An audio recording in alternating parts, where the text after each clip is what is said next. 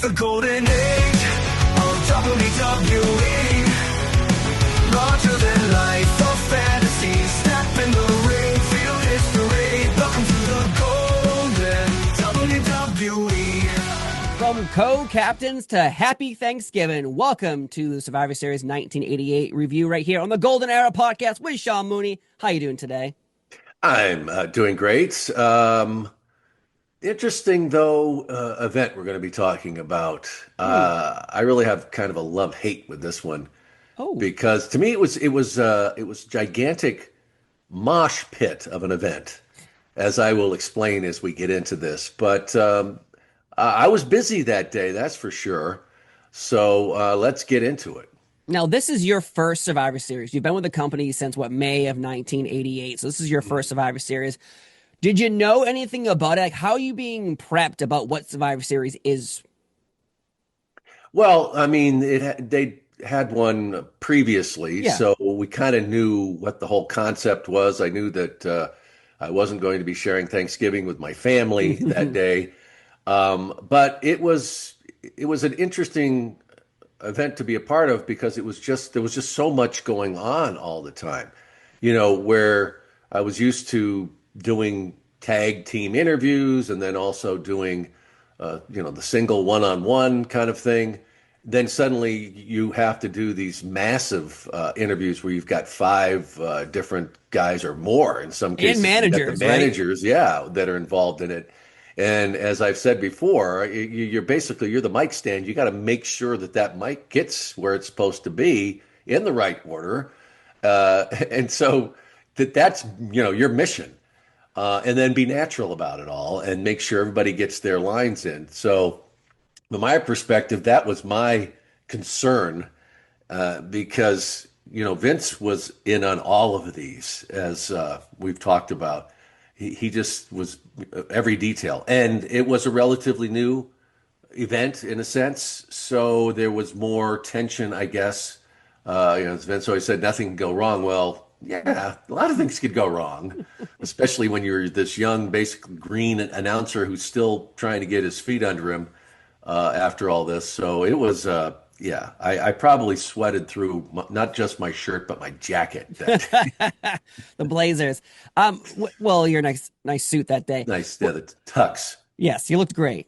Yeah. Not rocking that mullet really 100% yet. It's growing. It's getting there. It's getting there. You're trying. But with interviewing five people with managers, is there prep work? Are you setting this up where we're all getting in a room? Okay, well, you say your one line, then I point it to you and you do your line. Or is it all just, okay, let's go, and each person jumps in when they find a moment?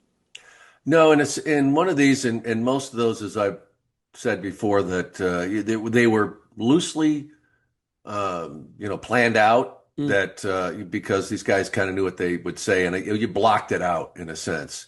But these were a little more involved because you did have so many players in it. There was so many, chess pieces on the board.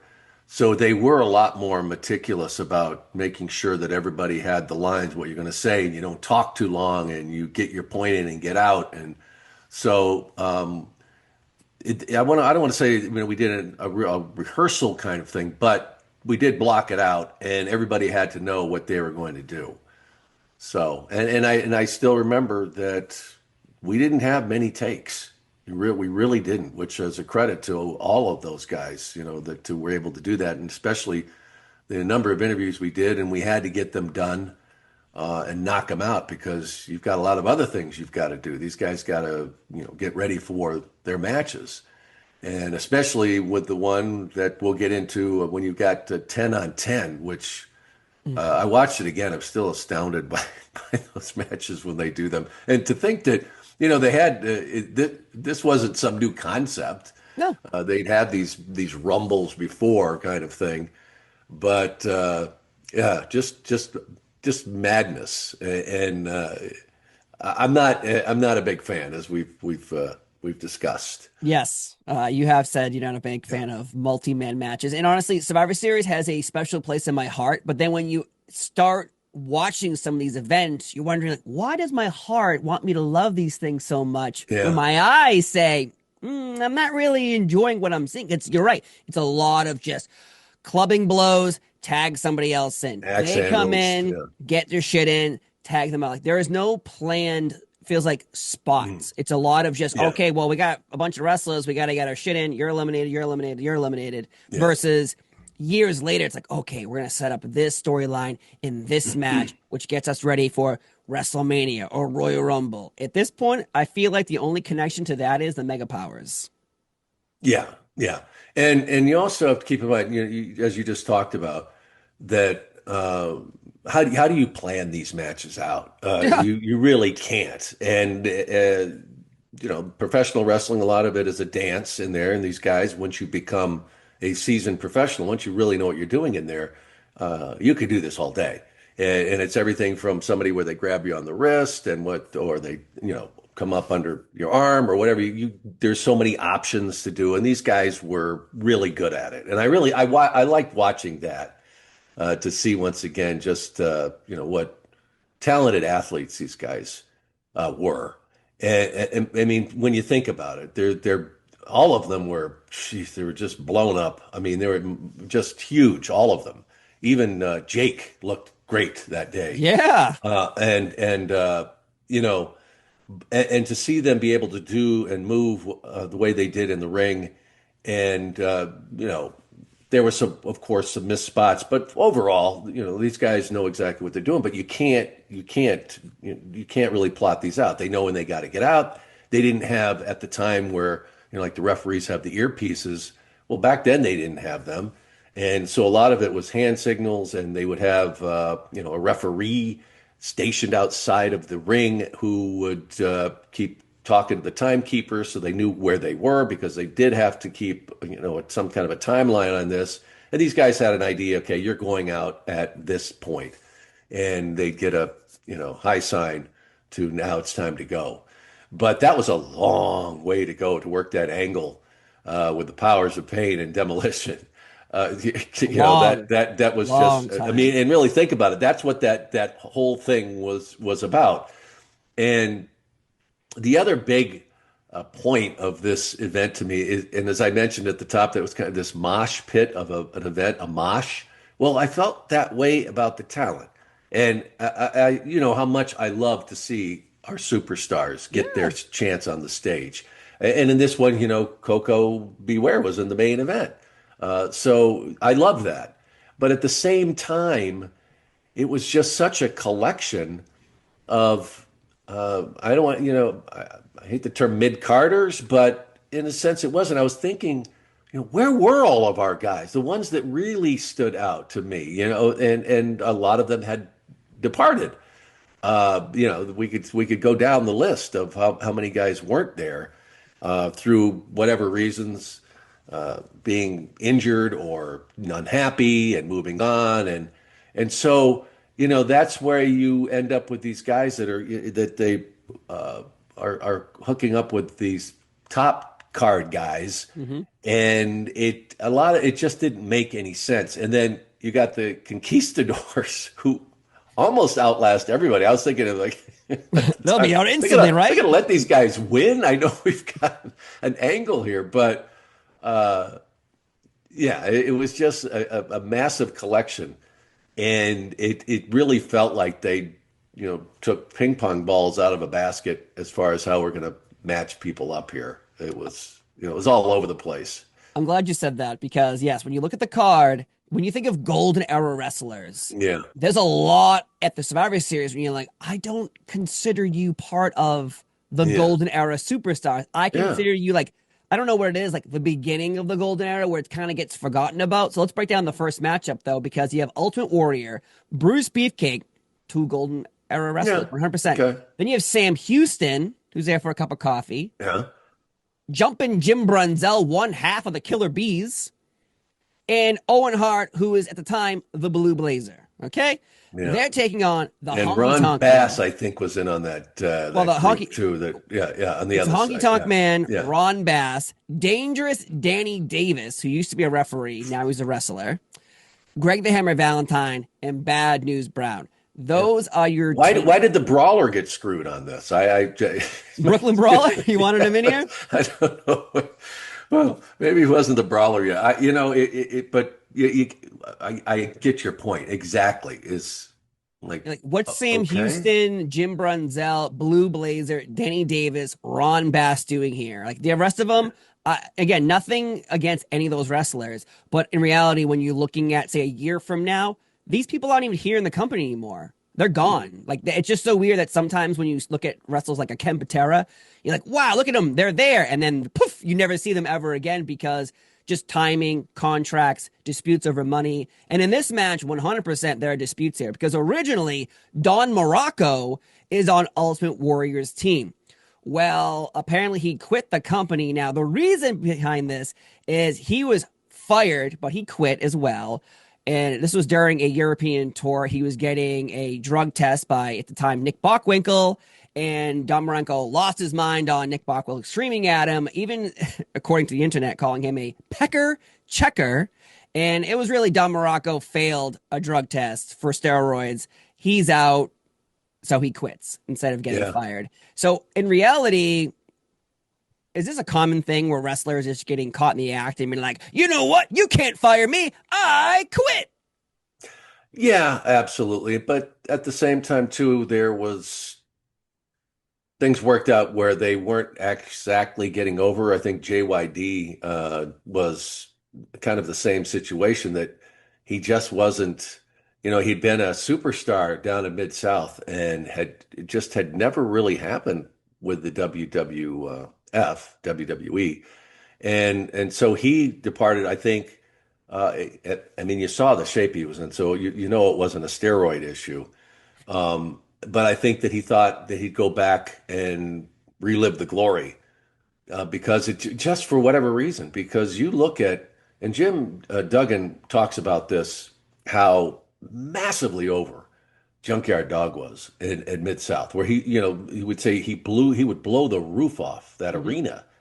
And sometimes the translation just didn't happen. These guys would go and you'd think, man, look what they did there. So imagine what they're going to do on this stage. Well, maybe that stage was better suited for them. They read those crowds better. They weren't used to a lot of people that were in that crowd that weren't true, deep-seated professional wrestling fans, Right. They're here for a good which was time. pretty much what our audience was at that time. We'd gotten a lot of people who just been attracted to the whole, superhero storybook type angles that we were working with this and the characters. So when you had guys, down Mid-South, that was down dirty, professional wrestling. And people used to seeing the juice on the canvas Oh, and yeah. Riots, being stabbed, people going yeah, crazy. well, and yeah, they using the SWAT team to get you out to the ring and back again. Yeah. Literally, they weren't just cops. These guys would come, they'd have riot gear on, that it was so rowdy. So there were a lot of different reasons, as you mentioned. Some of them were substance related, but also there was just a way that was kind of a mutual thing in a sense that hey, it's just not working out here, and maybe if you go away and reestablish or just get and maybe we Somewhere get you else. back at a different gimmick. It wasn't all nasty and like F you, but it was kind of like, well, it ain't working here. And so I'm going to go away and we'll see what happens. Maybe we'll see you down the road. I like how Don Morocco though was like Don the Rock Morocco for a Yeah, the while. original. Yeah. And then like originally, as years would go on, people are like, don't you know Rocky Maivia isn't the first Rock? Like using their comic book Yeah. guy from The Simpsons voice on Right. you to correct you. Yeah, Morocco's out. He quits the company or fired, depending on what you look at that. You mentioned Hmm. JYD. He was originally on Jake the Snake Roberts' team, which we'll get to in a minute, but they both are out of the company. And I feel like there's a group of wrestlers. Don Morocco, Superstar Billy Graham, Bruno Sammartino. I feel like those three are the wrestlers who did so much for the WWF, and then they don't continue on into like the real highlight of the golden era. And I always found that weird where you have three wrestlers so established, so popular, but yet either demons or just wanting more power. Didn't like how Hogan was the star. They wanted to be the star. Like, did you see that a lot around this time in the company where you're seeing the old guard upset that the new guard's taking over? Oh, yeah. And it was a lot of it was old school and A lot of them didn't like the direction the company was going in. But at the same time, they just weren't capable. You mentioned Superstar, who I had the great opportunity. I got to work with him and just loved him. He was very good to me. Mhm. But he was not in good shape then, and even then, I know that his hip and he wasn't in a situation where he was going to go. So people like him, it wasn't like they were really going to have the ability to even to be a part of that. Mhm. But you did have people that just didn't like what Vince was doing with it. Now they wanted to be a part of the fact that they could make a lot more money, but a lot of them, the train had left the station at this point for people like Bruno and come on, these guys, no question that laid the tracks, but they weren't going to be part of this era. It I just know. wasn't going to happen. Yeah. It's so sad to see that happening, but Jim Brunzell replaces Don Muraco on this team now. And again, as I mentioned, Jim Brunzell a year ago is in Survivor Series in the big tag team 10-on-10 tag team match. The Killer Bees are there. Yeah. He's not a Killer Bee anymore. He's just Jim Brunzell. And I've interviewed Jim, and he was a big wrestler before coming into the WWF, a former champion, just like his partner B. Brian Blair, also part of the Killer Bees. Try saying that 3 times fast. But yet, it's hard. It's hard. I just think it's interesting what happens here is like you're replacing wrestlers who are part of your match with people who you're not used to seeing in singles competition. Now they're part of a big team. And plus Owen Hart, the Blue Blazer, he's here. But right into the matchup. Greg the Hammer Valentine injures Owen Hart's, we'll say Blue Blazer. According to the story, say testicle. I think that's testicle. okay. We'll say testicle. If we can say fuck, we can say testicle. Balls. Balls. Hit the left or right. I don't know which one it was. Yeah. He had, and go ahead and say it. He had blue balls. Okay. For other reasons. Damn it! I had to write that joke down. He stole my joke. Yeah. Bret Hart, though, later said that Owen's Hart testicles swell to the size of a softball. So it just sounds painful even hearing about. It's just it's like that natural thing. You see a guy take a shot to the groin, and when you're a man, you can't help you. It's just kind of ooh, yeah, and God, I can't even imagine the pain that he must have been in, and it sidelined him for a while. But the Blue Blazer, you hear about just how talented Owen was. Mm-hmm. I mean, the guy was lighting up before he got to the WWF. He was lighting up the professional wrestling world, going over in Europe, and was, a phenom in a sense because of the stuff. I think he had kind of the same, hype going around him that like Dynamite Kid had before he arrived. And when Owen finally got there, they didn't know what to do with him. And I always think the worst thing you can do is you put a mask on the guy. And anytime feathers are involved or sequins like that, I mean, put him out there, show people what he can do. And hopefully they find the right spot, the right gimmick for him. But it just didn't happen. And then he gets hurt. And I don't, there were other things that had physically impacted him. So the timing of it was just terrible. And I really felt bad for Owen because, and throughout his career there, I just thought, like, why can't they figure this out? This guy is so good. I mean, the stuff that he would do, stuff he walked the ropes and the flips and was amazing. And then imagine trying doing that with a cape on and a mask, where I don't even know how you can do that kind of stuff. It's like doing it in the dark because you've got no peripheral vision, and he would do all this. But that was just so unfortunate. And that was a big injury that had a big impact on him. Blue balls for the Blue Blazer. Yeah. With B. Brian Blair and the Killer Bees, I hated that gimmick. The weirdest thing about this whole entire pay-per-view, though, is Coliseum Video puts out a VHS tape, but they edit all of the matches except, which I consider the most boring match, the 10-on-10 tag team match. So if you got this Coliseum Video of this Survivor Series, you got kind of a highlight reel of this matchup. You know, maybe but not until 2009 when they did the DVD release packages of all the Survivor Series did you finally get the full actual match. Yeah. Why do this when you have capabilities to put out at least 2 VHS tapes to make double your profits, or change up the settings of VHS tape, EP, SP, if you don't know, one could be longer, one could be shorter, but the quality was different. Yet, cut. Why cut these matches but keep the tag team match in full? That is to this day one of the greatest mysteries because, as you said, we didn't really have a time constraint on this. As you said, if we only had they had, I don't know if they were 90-minute tapes that you could have, and then a two tape set. WrestleMania 4. I mean, let's be honest here with these Coliseum videos. A lot of those matches were garbage matches. They were these dark matches that but people ate it up. It didn't matter what it was. It didn't matter who it was. Yeah, so anything they put out, people were just, consuming, and it wasn't even edited well. Like a lot of the stuff was just these hard cut.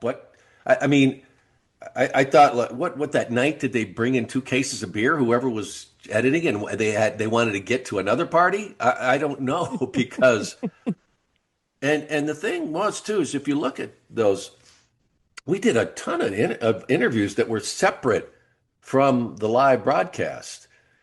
Gene and I, and I don't know. I would love to find out what they were thinking because there was no logic behind it. The matches weren't that bad. It wasn't a timing issue. There was a lot of and a chance to have all these different guys on these tapes, and like what? Yeah, it to me, I to this day I still don't get it, and it was horrible the way they did it, and people still talk about it today of like, what the hell? Why did they do that? I don't know. And the fact that you said they did the tag team match was the one that for in its entirety, which was about 40 something minutes long. Yes, that's like the whole damn tape. Like, what cut? You're cutting Hogan? You're cutting Warrior? It's just, the axe handles and the arm bars and thank God I think they had the one rule that you couldn't come in and break it up. Because that's what a lot of those tag team things would be. The tag guys, your guys getting pulverized, and then you come in and you break it up. And they had a rule there that you couldn't come in and do that, which would have probably extended it to an hour and a half if they let that go. But it overall, like that's what everybody wanted to see. The Conquistadors, all the Conquistador fans wanted to see the whole entire match. Be in there for 40 something minutes. I have no answer for you on that one, Steve, because I'm still and then watching it, some of the stuff now and going, my God, I mean, just from a producer standpoint, did you even think about how this thing fit next to this thing? You just went chop, okay, put it in, and let's get the hell out of here and make a nice cover, and we're all good. Yeah. Like some people disappear from the match, and like sometimes I'm being bounced off the rope, and out of nowhere, just hard cuts to something else happening. Like you couldn't let me bounce off the rope, come back, get clothesline, then you do an edit there. Yeah. You're right about that. I bet it was a Thanksgiving night, just drinking, having a good time. I don't know, but one thing I did want to point out though is it just shows you how strong the tag team division was in the sense that you could put 10 tag teams. That were recognizable. Everybody, it wasn't just let's go to you two are going to be a tag team. You two are going to no. These were pretty absolutely established tag teams. I love seeing the Bolsheviks. Steve Allen's favorite. Steve Allen's favorite tag team. But yeah, the Rougeaus and which were heels at the time, and I love the fact when they came out, everybody's coming out, and they got the tiny little American flags because they're going to be moving to America, which was I thought was just so funny, right? Boys. But they're in a sense they're trying to put themselves over and have the Americans love us when in the sense you're burying it. You come out with a little flag. like when you come out with this big giant American flag, and it was just another little jab that put them over. Um, the other uh, backstage angle to this, and I'm sure you were going to bring it up, but Of was course. but I did mention the Rougeau brothers, that the British Bulldogs were also in that encounter, and I know all of our historians out there know very well what was going on between those two tag teams, and how it was strategically done to make sure that these two tag teams didn't end up really getting to see each other even backstage. And it's I don't know if you caught it, but early on in that match, Jacques and Dynamite actually go at it in the ring a bit. Oh my God. Not where they're everybody's watching. It's Dynamite, because Dynamite was known to he knew how to deliver in the ring if he wanted to make it stiff. But I think that he was under a really strict direction from Vince that you try anything, I'll make sure you never work in this business again. And and there was a couple of encounters. The Rougeau brothers went out early because Vince wanted them out of the arena. He didn't Mhm. want to take any chance that these guys were going to run into each other backstage.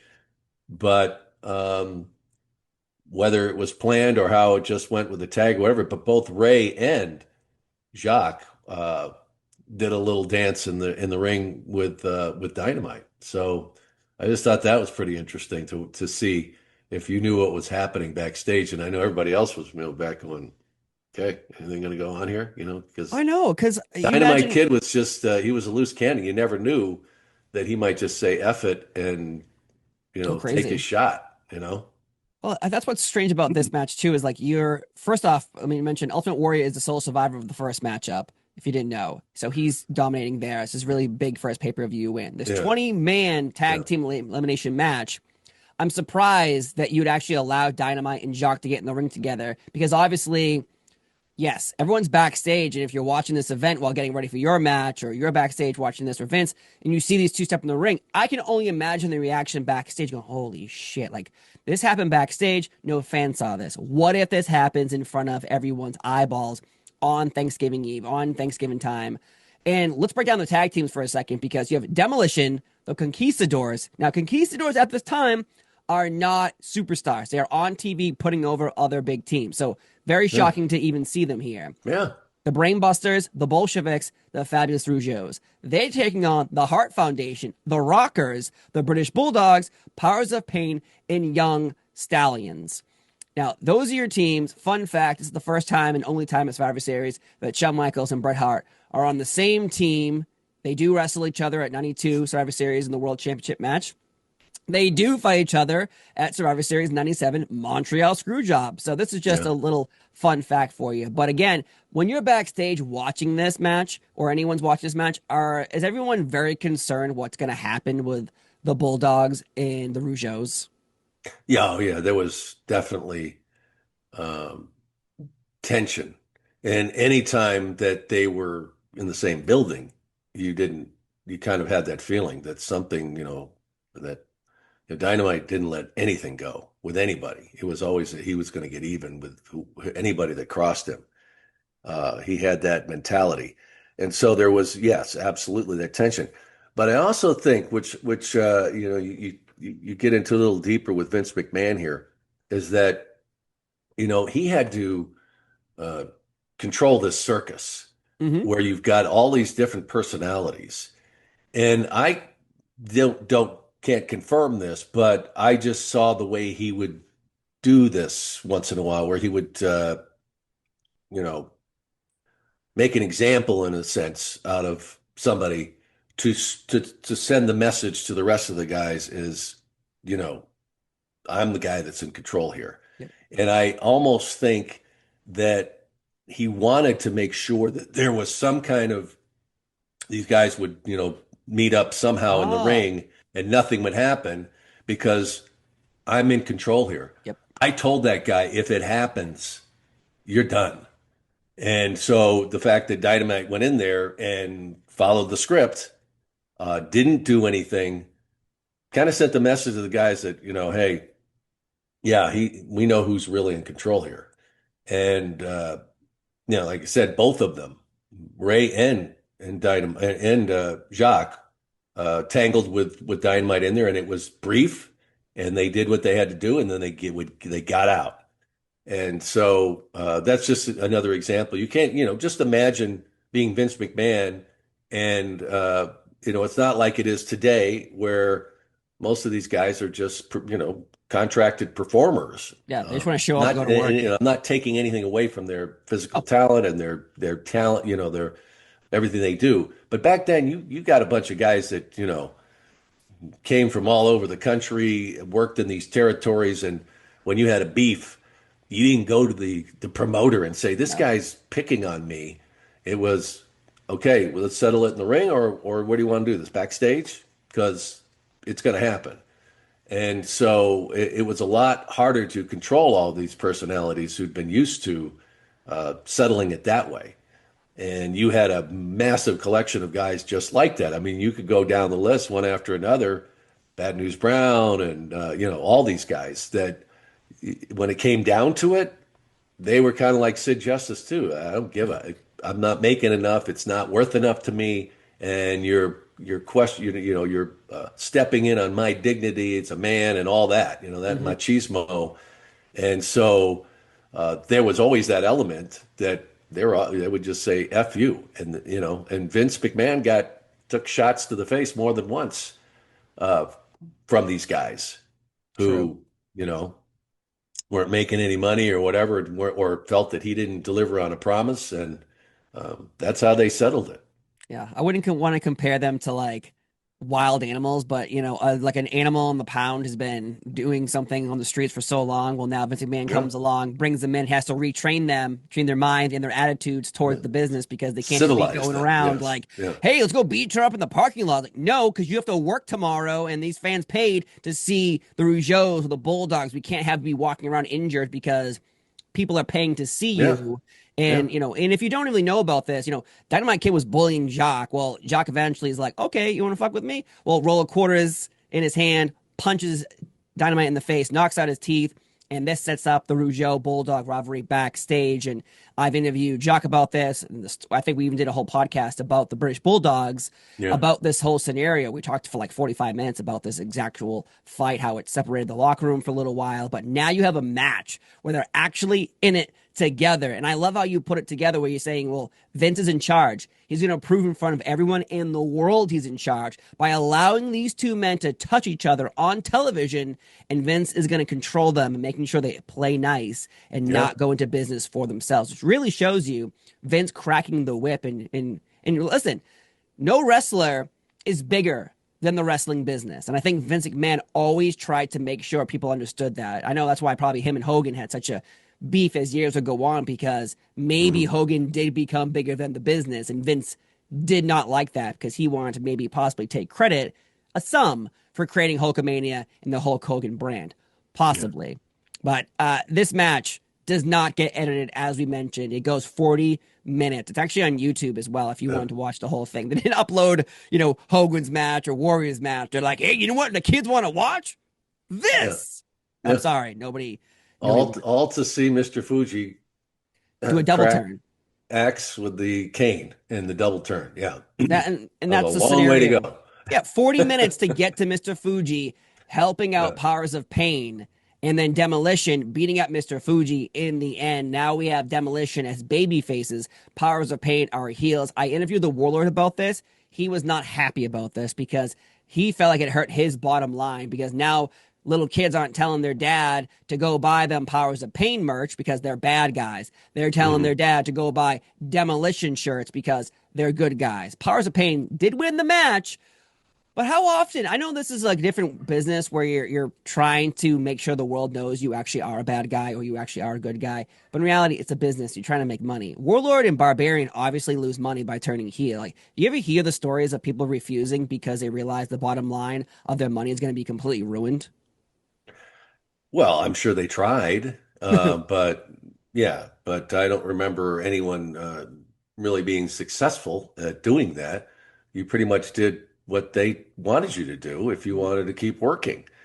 Now you could explain, you could plead your case, and maybe in some instances they went, yeah, maybe that makes more sense. I think that did happen. But if they were set on, turning or however they were going to do, or work for a storyline to, they saw that Demolition was, getting Very popular. reception and getting really over, and so let's turn them. So yeah, and also I'm sure when it comes down to it, you know, babyface or heel, what an opportunity for the Warlord. What an opportunity for Barbarian to get that push. It didn't. It never really worked, and I that was an example to me, Steve, of where you're trying to force something, and as we've learned time and time and time again, that you can't do it. It's all up to those folks in the seats out there, and that was another classic example. I mean, they have them, win that whole thing, and it just was always wah wah wah. It just didn't really happen, and you got to have that personality. And Warlord did get better at cutting promos. Barbarian was always who he was. Loved him, but you had to have somebody like a manager with them to try and put them over. And when it really comes down to it, you got to be able to carry the character. That's what I used to call it. You got to carry that. And Undertaker was a classic example in a sense that early. I mean, how many words did he say? Rest in peace. But but he didn't have to. That personality, that presence that he had, was so powerful, that Paul Bearer was great for it. But let's say he didn't. I don't think that it would have made that much of a difference because he was so over and didn't have to say that many things. So it all comes down to carrying that character. It really does. Can you put that gimmick over? And Powers of Pain was just not going to happen. Well, Never did. Really. I want to ask you a quick question, and maybe you don't know. The Conquistadors' names. Do you remember what their actual names were? Jose Estrada. No. Original ones? They're wrestling character names. Oh, no, I knew it was Jose Luis Rivera was the other one. Yeah, it's Uno and Dos. Oh, don't. That's right. 1 and 2. But that was kind of along the lines of. But that was kind of along the lines of Mexican luchadores. Yes. That they would. It was you would be the Crusher 1. Yeah, I know. They Mr. did that a lot Wrestler of 1, times. Mr. Wrestler 2, Yeah. Mr. Wrestler 3. Yeah. But that's hilarious. Uno and Dos. And I know if you ever saw the warehouse bit I did with Peter Rosenberg that we did for the anniversary episode. Yeah. And they had the conquistadors in it, and it was one of the funniest parts of that whole bit, as they come out with anyway, but you Uno should and check, Dos. because Uno and Dos, and they CCC. Yeah, that's all they say. That's how they spoke, I guess. Well, a little yeah. racy, but hilarious. But I have to think, was it a rib to have them, be like the last tag team in that match? I just have to think it was. I just see Pat and them and Bruce thinking it was hilarious. Like, what the Conquistadors last this whole thing, because they got the crap beat out of them, and you're like, 1, 2, the shoulders up. I'm like, what? So they're the last I to have to eliminate. think. I think it was a rib just to have them, last to the end. And it's what's the strange. swerve. Uno and Dos go to the end. Like they're the second to last team in the matchup. The Powers of Pain do win this, and it's hilarious because everybody has a manager. You have Slick, you have Jimmy Hart, Bobby Heenan, and Mr. Fuji all at ringside for that matchup. But this is the end of the British Bulldogs. They're out of the company after this. And recently, some pictures have popped up of Vince McMahon visiting Japan around this time, a few months after this, and the Bulldogs are competing there. And I saw the story. It was amazing. I was shocked. I never saw these photos before. And Vince is backstage in Japan, and the Bulldogs are in these photos. And then the caption was, Vince McMahon walks in and is like, "Oh, Bulldogs, when you coming back?" And according to the story, Dynamite Kid said, "We're never coming back. You see you next Tuesday." Well, Davey Boy Smith comes back, and he has a pretty decent run in the WWF. Dynamite Kid, he is done with the company. Next matchup, though, is Jake the Snake Roberts, his team versus Andre the Giant's team. As we mentioned before, some of these wrestlers, you're wondering, why are they here? And so far, we've discovered Conquistadors and Sam Houston and Ron Bass. But in this match, you have Jake the Snake Roberts, Hacksaw Jim Duggan, Tito Santana. Makes sense to me. Okay. Also on the team is Ken Patera. If you don't know, he has an amazing story about beating up a bunch of police officers. And Scott, some time. Yeah, 2 years. And according to Ken Patera, while he was in jail for 2 years, Vince McMahon paid him the whole time while he was in jail. And when people give Vince McMahon shit for all the things he's ever done in this world, when I heard that story, I thought, wow, like, he didn't have to do that at all, but he did. Also, well, there's a lot of, and there's countless numbers of stories. 100%. That just showed but it also showed you just how, what a unique character Vince McMahon is. That you just, he would do horrific things and just humiliating things to people, and then at the same time, he took care of a lot of guys. That Freddie Blassie was a forever ambassador, and they continue to pay him. And Freddie would just, as I told you stories of us hanging out, because he lived in Scarsdale, and we would go to all of these events because he was in the area, and every year they'd put him in a helicopter and he'd go to the Macy's Day Parade. And he just was. And Vince, but Freddie, there wasn't a whole lot Freddie could do. Freddie's every piece of his body was fused together, but he still had it, but Vince kept him on the payroll because and countless other guys. So he had this side of him that a lot of people don't know that much about, but that's one of the examples, like that, him paying Ken Patera, and it wasn't something he publicly made sure everybody knew about. No, but he did that for a lot of those guys, and guys that went in with him early and stuck by him and were loyal. Well, he was loyal right back to them.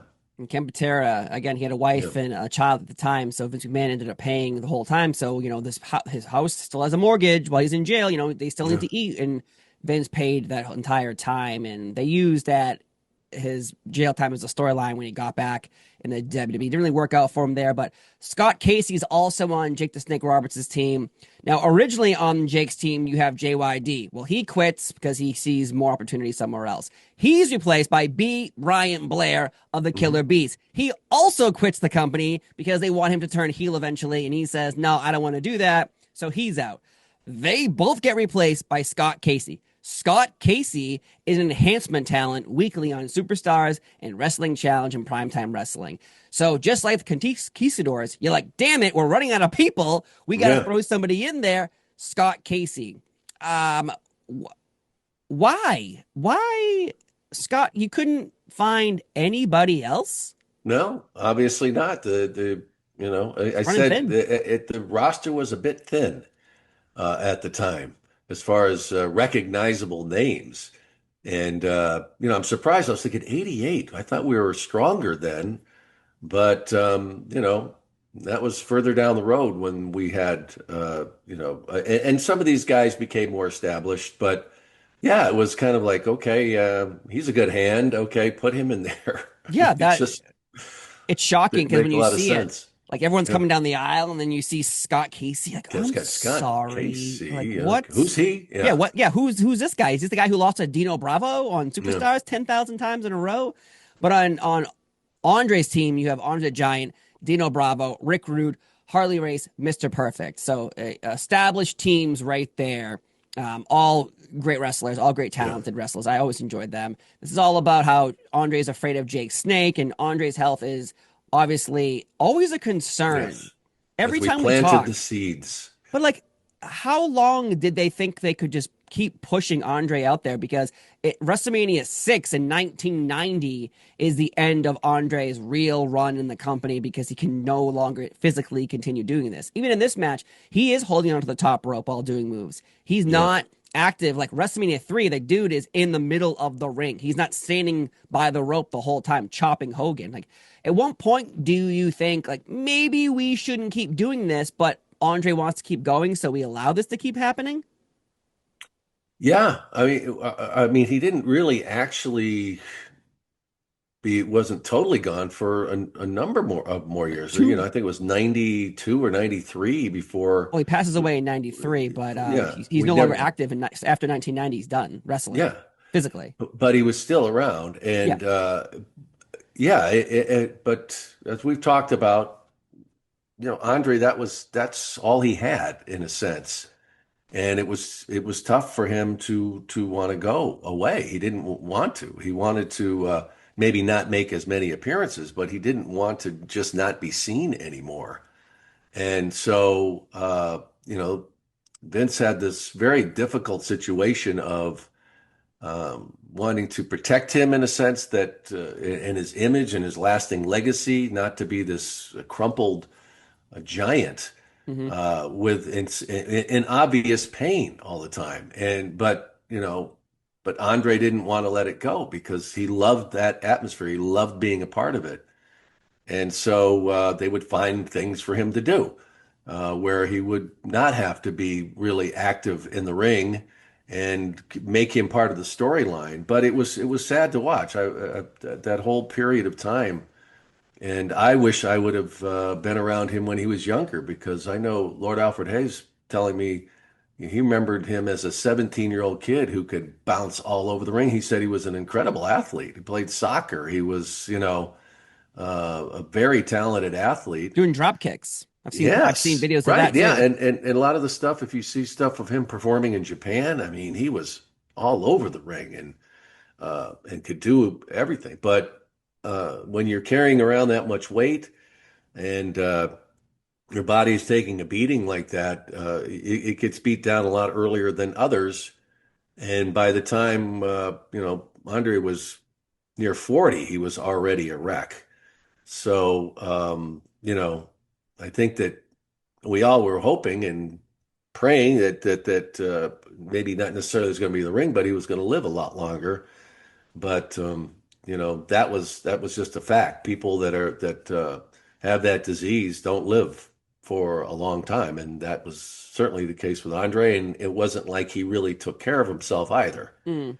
Yeah, Good. Yeah, that's a good point. He is a yeah, giant, so he's just like, well, this is the time where you can be big, and that's all you really need. Haystack Calhouns, or people, King Kong Bundy, things like that. Like you're just a big dude. Hey, you should be a wrestler, and that it was yeah, kind of still the circus where, not I wouldn't say the freaks, but like if you were really tall or really big, boom, you could make a living in this business because yeah. it was about traveling to town, being an attraction versus Right. being an athlete. Yeah, and there weren't, and it wasn't like the crowd was going to be disappointed that he didn't do something. Right, right. They're not Everybody, looking for but Andre to do much. everybody understood, in a sense, what his limitations were, and if he would get out there, and use the arm on somebody, and he wasn't going to be go taking these big bumps, and he was going to get tied up in the ropes or whatever it was going to be. But that's all he had to do. It was just him being out there and people seeing him, and the fans understood that. That's a good point too. Yeah, Mr. they Perfect did. and Dino Bravo are the survivors in this matchup, but Rick Rude, he's wearing some lovely tights. He was always known for amazing tights. Well, this one particular Survivor Series, he's wearing tights where the woman's hands are grabbing his crotch and his ass, and apparently people loved it backstage. But I can only imagine No, when yeah. you bring We're little supposed to be Timmy and little family Sarah. friendly here. Yeah. Yeah, like here, cover your eyes, Timmy. What's going on, Yeah. Daddy? Like Yeah. there's hands. What were the thoughts behind this? Because there was always these rumors. I know Jake and Rick Rude had a storyline where Rick Rude was hitting on Jake's wife and put her face on his crotch. And Yeah. the rumors are we Cheryl. don't know whose hands these are grabbing his crotch and backside. Yeah. But what do people think of these? Yeah, they loved him. But at the same time, it wasn't, the Attitude Era. It wasn't, we weren't in the gutter yet. It was very family friendly, as, we know was going on at the time. We love those crowd shots of the kids with the Hulkamania banners on Yep. and, the foam fingers. And then you got Rick Rude with a very suggestive, and the person that did his tights was really good. But he loved pushing it, and I just had to wonder that day. I don't think Vince saw those Yeah, before did he anyone went was out. he was I wearing think he he was just, wearing a yeah, I robe? think it was kind of like one of those. What the hell is that? Like, what is he doing?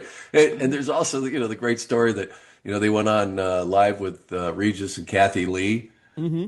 with Bobby, and Rick had tights with Regis on his ass, I think, and Kathy Lee's face on his crotch, and she left the set. Like she was visibly upset by the Oh, whole thing, that and offended.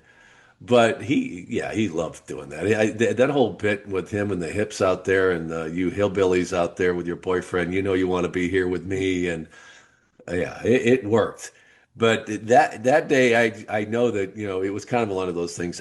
Everybody's kind of like, did Vince see those? Like woof, and goes out there and let's see. swiveling those hips with those hands And grabbing I his know that, crotch. yeah, Vince was like, what the hell, God damn it. Not that he didn't love the toilet humor. I mean, there's Of no oh, question about it. But Vince wasn't good for business, I think, in the way he was thinking about it. So, but yeah. got away with it. When you're selling like bed sheets and little toys and action Yeah, figures and yeah, wrestling buddies, and you got yeah. one of your Wrestling guys with buddies. women's hands Yeah. grabbing your dick and your ass, well, that might be a problem. We're here to the main event. It's the Mega Powers team versus the Twin Towers team. It's Hulk Hogan, Randy Savage, Koko B. Ware, Hillbilly Jim, and Hercules versus Big Boss Man, Akeem, Million Dollar Man, Haku, and Yeah. the Red Roosters on Rooster. this team. Now, the whole concept behind Survivor Series usually is a team captain, and then they have a team. In this particular match, we have co-captains. The rumor is we have co-captains because we don't want Hulk Hogan to be beneath Macho Man, who is the world champion, or we don't want Macho Man beneath Hulk Hogan. You don't want to be on Hulk's team. Yeah. What in the Can't have the world? champion. Yeah. How much thought went into that? We're like, well, we have egos. We can't piss off anyone here. Let's make sure that both men feel like they're the captains. They're co-captains. Like, did that actually make Yeah. anyone happy? Yeah, I think because remember they're working Mega the Powers. angle here. They're starting to work that angle with Elizabeth was in there, Yep. and the tension between Hulk Hogan and Randy. So yeah, it made sense. I don't think anybody objected to the fact why wouldn't the champion be a captain, and Hulk Hogan was Hulk Hogan. And so I think that the only thing that really did stand out is, of course, at the end, Hogan must pose. So there was always that shoot of whether you like it or not, I'm the king. I'm the king. I'm the real king here. I know. And Terry always had to have that. And it was basically there were certainly times where he would put people over, but the bottom line is that just know that when it all comes down to it, I'm the kingmaker. And so when the last thing we want people remembering is the whole Hulk, and that was very important to him. And I'm sure Randy knew how things work, but I'll guarantee you, I believe that it irked him. It was like, can you just give it up, once For in a once. while? Yeah, I'm the world champion. Don't you want me to be, helping because business? that's how you elevate everybody else. And selfishly, I think in some ways, Terry wasn't going to do that, and whether it was Randy or anybody, but that was business too. Like, Terry was going to do everything he could. He had to take care of yes. Hulk Inc., and that's what the whole business is about. It is interesting that so much hate lands on Hulk Hogan, as long as like in life and in death, because of the way he used his power in politicking to get these moments of being able to pose, say, by himself, or being able to be a co-captain when he's not world champion. And if you're Hulk Hogan and you're his friends and you're his family, they're not going like, "Hey, you shouldn't do that." They're thinking, "Yeah, keep doing that because while you do that, you help us." And Yeah. I get it. Savage is the world champion, so if I was Macho Man, of course, it's like any job. If you Yes. are, say, the manager at your job, as Macho Man was, say, the manager as the world champion, but you have an employee that everybody loves more, that everybody thinks is better than you, and yet you're supposed to be the head honcho, but yet no one thinks you are. That Mhm. must have eaten Macho Man alive. Yeah, but let's not forget, and you mentioned that about how business works, but this is even in more so that you're on your own, Hmm. and you got to fight and scratch for every inch you get. And you turn your back or don't keep up that pressure or persistence, then you're going to lose. You're going to fall back down the ladder. And you know, you got to give those guys credit. You could say what you want about Terry Bollea and how he conducted business, but that's what kept him on top for as long as he was. And same with Randy. Randy did the same thing Mhm. in his own way, but that's how it worked. And Vince kept it that way. It was not a team sport. It just No. not that it wasn't like teams at the corporate level or something. Sorry, it all comes down. As long as you're an earner for me, we'll take care of you. If you're not, uh, I got somebody else. And so that's the way it was. They never there was no union. There was no taking care of you took care of your buddies, but there was no okay, now it's your turn. Right. And That's not especially the I way it think worked. I saw Chelsea Green do an interview about this recently where she said you could be the greatest, you could try the hardest and work as much as you can. It doesn't matter because it's Vince McMahon's show. If he thinks Mhm. that you maybe you're working as hard as you can and you're doing the best work you can, well, he doesn't see it that way. It's a one man show in reality, and he wants what he wants, and he doesn't give a shit if you're trying as hard as you can because Hogan's the one. See, look at what we see: yellow T-shirts everywhere. Look at the action figures, the Mhm. foam fingers, the bandanas. He's selling the merch. Hey, maybe Sam Houston is working double shots and doing all this great work. Well, guess what? Yeah. You're not bringing in the merch. Well, we don't care. That's It's great. all numbers. Yep. Yeah, and I think people forget about that part where in football or basketball, it's really based It's on not athletic fair. skill. Yeah, it is. It's like if I beat you in basketball, it's athletic skills that I beat you in basketball. Yeah. This is you have to have the look, you have to have the right touch, the right time, Mhm. the it factor. It's not based in real skill. It's based in talent of being a great performer. And Hogan, whatever you think of him, an amazing performer, and that's Yep. why he's in the state where he is. If I was Macho Man, of course I'd be angry. I'm the world champion, but why am I not on every poster by myself? Why am I not everywhere by myself? I get it, but Yeah, and you got to be a shark too. That's everybody. another part of that mentality is that you could have all of that, but if you aren't willing to, Cut cut the some throats. line and do whatever you got to do to stay up there on top, you're going to get knocked right off that mountain because somebody will. Yeah, I agree. I agree. And like in this whole card, you realize some of these names are not going to be household names. Or not. Scott Casey's not going home No, and with $1 million check. no. Like he after this event, it's like where did Scott Casey go? In the future, when you think of wrestlers top 10, top 20, Hogan and Savage are on that list. Some names aren't. Why are some names on the list? Because they were ruthless when they had to stay on top. They weren't going to let someone else step on them. They were going to step on you first. And I think Yeah, people forget that all the time yeah, about wrestling or just in life in general, where yeah, if you won't step on that guy, he'll step on you first. yeah. Jake Roberts, classic example. Oh You my take God. somebody like that who didn't have the drive and the ruthlessness and the, you know, creativeness and all that. He could have been a very, very mediocre wrestler, low card guy forever, but that wasn't Jake Roberts. No, he's one of the best of all time. Yeah, And absolutely. during this matchup, though, Big Boss Man, he gets Hogan on the outside. He handcuffs him to the bottom rope and beats the living crap out of him with his nightstick. And he's He was taking some good with that thing. liberties. He's Yeah, taking some liberties with these shots. He's on yeah, a little, I'll really tap you a little bit.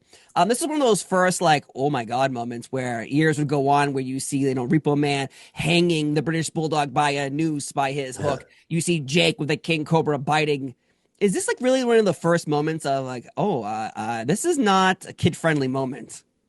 Yeah. No, and I think that kind of reverberated around that people were like, "Whoa, did you see that?" It wasn't just a couple, a shot and laid across the back. No, He was doing punching him with it. Yeah, he was headshots. It looked like, he was choking him with it. Like, yeah, yeah, yeah, it's an endless beatdown. yeah. And I think that that was intended, at least on the part of Big Boss Man and Hulk too. Hulk wanted like, yeah, let's lay it in, make this look really good, and they pulled it off because a lot of people were really kind of like, oh my God, that was brutal. And Boss Man was really good on that thing with that stick, and really he could make it look like like he just walloped the guy across his skull, and the guy never felt a thing. And it was the same as, the way, you see guys that are really good at punches Mm-hmm. and that timing and that's, you really had to be good at that. And you had to really trust the guy you were working with, that was doing that. And Boss Man was one of those guys you could. I mean, he was really good at it And like while and this is made and happening, sold that. oh my God, he sold it like Yeah. someone was shooting him in the face. But Yeah. while this is going on, Macho Man's also getting beaten up. And this again is starting the friction of the Mega Powers where Savage is looking for a tag. Well, Hogan's handcuffed from the bottom. Savage is like, come Yeah. on, dude. Like, I need to tag Weird you. guy. Like, what are you doing down there getting beat up with a come on, can you help me out? So like they're teasing these little bits here and there, having the Mega Powers explode. But as the DVD releases, have we talked about how this Survivor Series is edited terribly for the VHS release. Well, when the DVDs come out later, you're all excited. I can't wait to watch this. It's full. I got to see all the matches. We get to this matchup, and Koko beats Ware's ass is blurred out the whole time. And you're thinking, is like his dick hang? What's going on here? Did he have Ravishing Rick Rude's artist? Yeah, that's not blurred out. We got the Something terrible? hands Yeah. on his crotch there. Yeah. But Koko B. Ware has the WWF logo on his ass. Company man all the way through. But when the DVD is released in 2009, well, the World Wildlife Fund has already sued the WWF for the name brand. We have switched to WWE. So we cannot show that logo. So if you have the 2009 DVD releases, Koko's ass is blurred the whole time. And this is really That was just so because stupid. it's so stupid because it involves the Yeah. website. Apparently, the Right. World Wildlife Fund got the rights to the website before WWF did. Yes. Why couldn't you just, I don't know, like instead of spelling out WWF.com, why not just call it World Wrestling Federation.com? Well, yeah. But when it came down to it, and let's just say, okay, they win the lawsuit. They get the rights to WWF. But part of that deal would have been, look, all right, fine. We got to, we're going to change the WWE, whatever we're going to do. But to say, look, everything we've done to this point, we're not going to magically eliminate. So it's going to show up because it's from a different era before this happened. And if it's out there, who cares? Do you think anybody's going to confuse that Koko Beware's got WWF on his ass because he's trying to promote the World Wildlife Fund? And why not? Then Free. okay, look what we're promoting the WWF for you. It was just, and you've seen the man hours, the person hours. It took to eliminate all of that The stuff. turnbuckles. It's just so stupid. It just makes no sense to me. It should have just been, okay, from moving forward, anything that we do will not have a WWF logo on it. But give us a break. We've been at this for a while. There's a lot of material on video and other things. We'll take down whatever we can from our websites and all that. But everything else out there, come on, give us a break.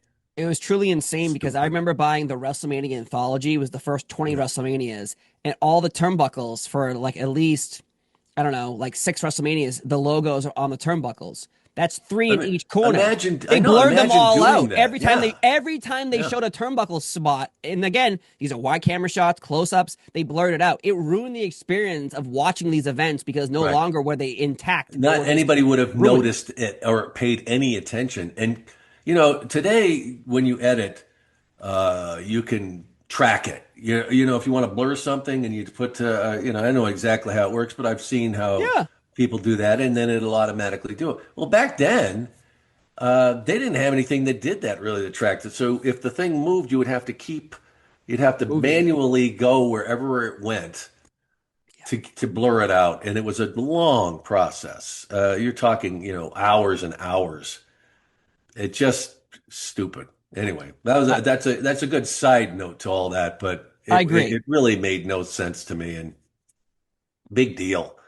Maybe they liked the fact that every time it was blurred, people would say, well, why is that? And then somebody would tell them the story of the World Wildlife Fund. I don't know, but good Lord. Yeah, we weren't So confusing silly. panda bears with Koko B. Ware's ass. Well, and then also the whole thing is that we do it. I do it.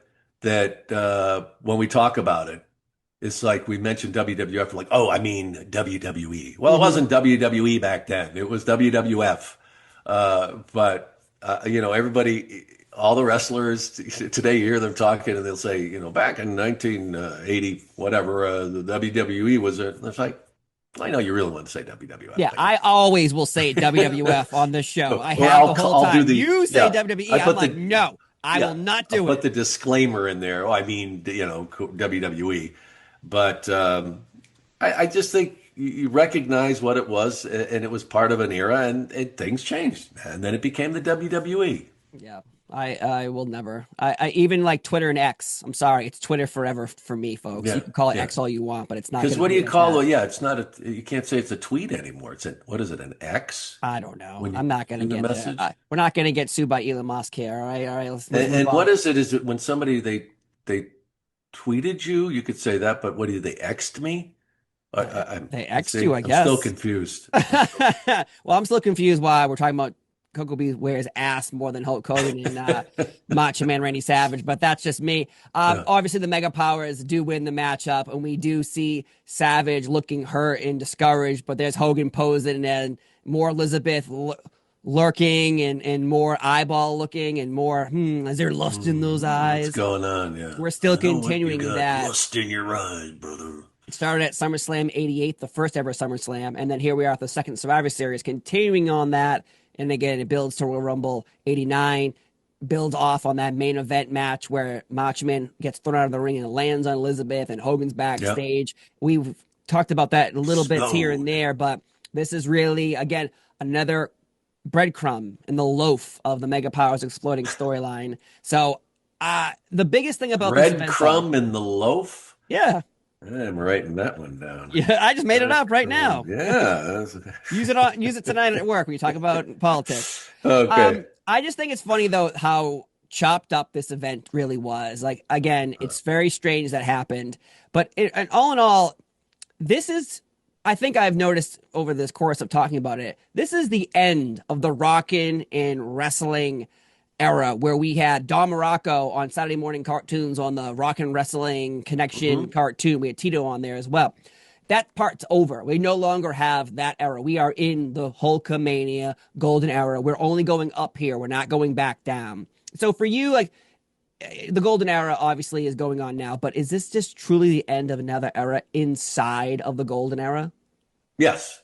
Yeah. And as we talked about earlier, that um, the roster at the time was a little thin. They hadn't really established these superstars. I mean, I think at one point, there was 40 superstars that were just household names. Yeah. So, and I'm basically a newcomer to this, and I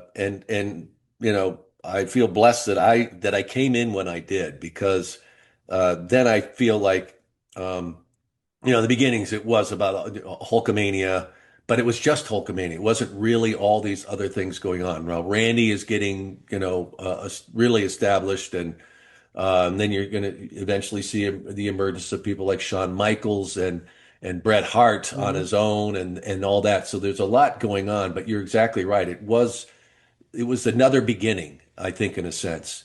And I just thought when I look back, what a great time to be a part of the WWF. Then, That's right. Put the F because back it in, damn was it. then, yeah, and we still had the tag teams. That was still very strong. But then you started to see some of these other personalities really start to come to the forefront and become household names among all of the fans out there as that base continued to grow. So yeah, I felt exactly the same way that it was really coming into what would become, as we refer to all the time, as the golden era. Yep.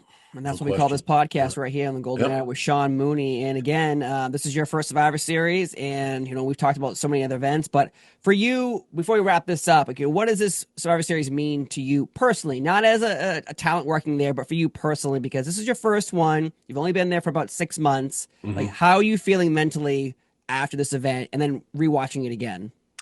Well, that is a great question. And I got a chance to look at some of these early interviews that I did. And I could just see how I was developing. I was getting more comfortable. And one thing that was great about these events is that it gave me the opportunity to do a lot of work Mm. and work with a lot of different people. And so I could see whatever, my shtick or my development was happening. And I do remember a conversation having with Vince that I really liked some of the backstage stuff because I kind of looked at it. My viewpoint was doing a backstage interview with a professional athlete, say it was a professional baseball player or a Mhm. football player or something like that. And Vince said, yes, that's right. But you remember, it's got to be to another level. It's always with us. It's another level. And saw that, that was a little too casual almost, it was almost kind of like the hand in the pocket kind of a thing. And Mm. if you'll see from that point on, though, it was always, the energy was completely different. And so that was, it's all part of my development. But I did really like doing these events because, the pressure was on and you would be in these mass interviews. And I always felt like, when I got through with those and successfully Yeah. and everything went well, and that would build your confidence. And you could see I started getting more and more comfortable, more and more confident. And it was because of doing these kind of events, because it was, you had to nail it. Especially between 8 different people with wrestlers, with Yeah. managers, the mass, the bo, maybe Yeah. even surrounding you backstage while Yeah. interviewing. Is the hygiene well for these wrestlers at the time? A No. lot of baby oil, a lot of, I remember a lot of smells. Yeah. And then few were a little more fragrant than others who Mm. didn't wash those tights as often. But, Outlaw Ron Bass. yeah, yeah. I think the ropes probably smelled more than anything, but Ugh. the lassos. But anyway, as I always have said, you didn't want to be the guy and that screwed it up. And Mhm. so it was tremendous training for me.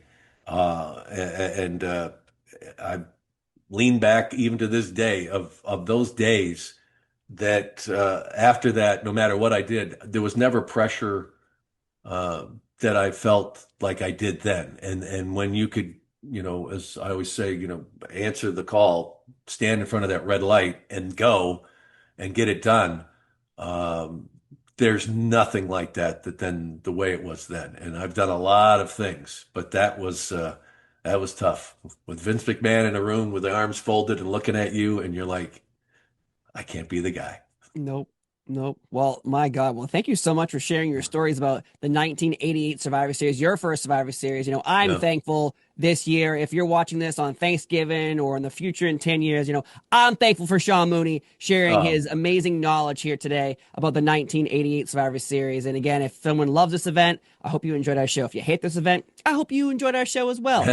But remember, Koko Beware's ass was blurred out. Put that in your imagination. Whose hands were on Rick Rude's ass? We'll never know. But thanks for being here on the Golden Era podcast with Sean Mooney. I'm Steve Fall. He's Sean Mooney. Have a wonderful day, and we'll see you next time. Bye-bye. It's the golden age of WWE. Larger than